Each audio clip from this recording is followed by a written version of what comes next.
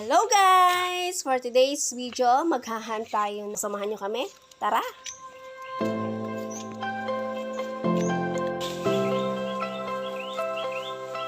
Guys, so dito kami sa may ahas. Pero maliit pa. Maliit pa siya guys. Ubi yan? Ito yung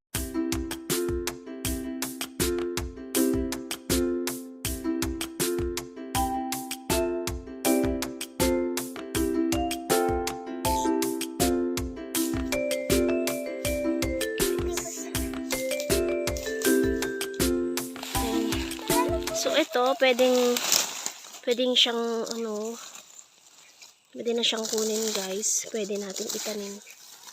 Ayan siya. Ayan siya. So, maraming bunga dito guys na nahuhulog. Ito yung mga tumutubo din. So guys, gusto nyo mag-try Tulad nito. So, ayan. Pwede siyang itanim. Bakit parawa ka? Dami guys.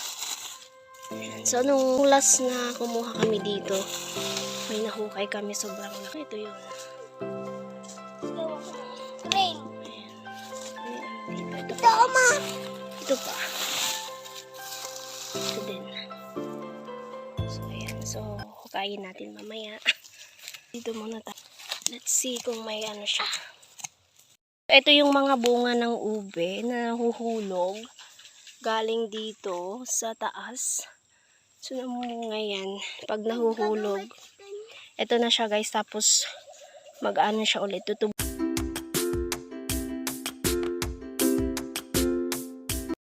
Ito guys, pwede siyang itanim. So, iuwi ko ito para itanim sa bahay. And so, manguha pa ako ng mga ganito. Itatanim ko para meron din akong ube sa bahay. So, ito din siya. Ito. Ito siya guys. Ayan. Ayan. Ganito guys, itatanim.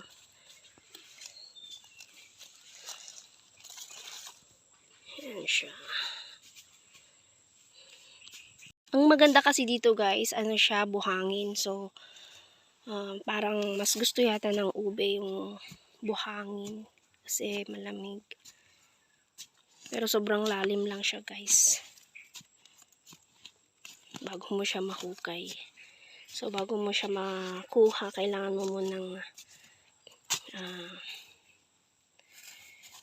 magpawis ng sobra-sobra.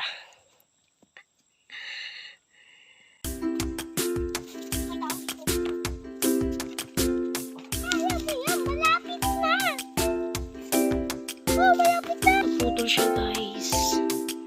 Putol siya.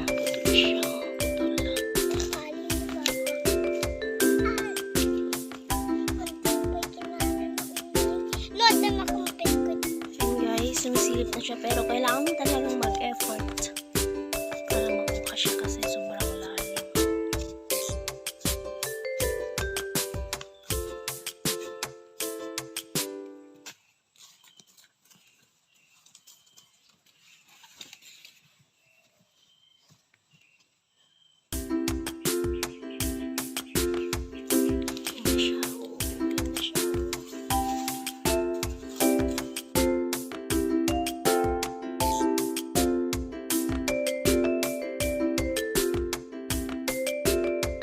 Wow!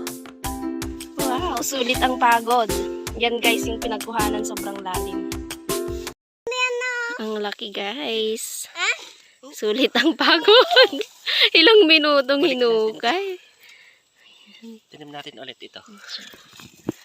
Ayan, so after naming makuha siya guys, aalisin namin yung mag-iiwan lang kami ng konti. So guys, maggagawa kami. Ayan, mag-iiwan kami ng konti tapos itatanim ulit namin guys.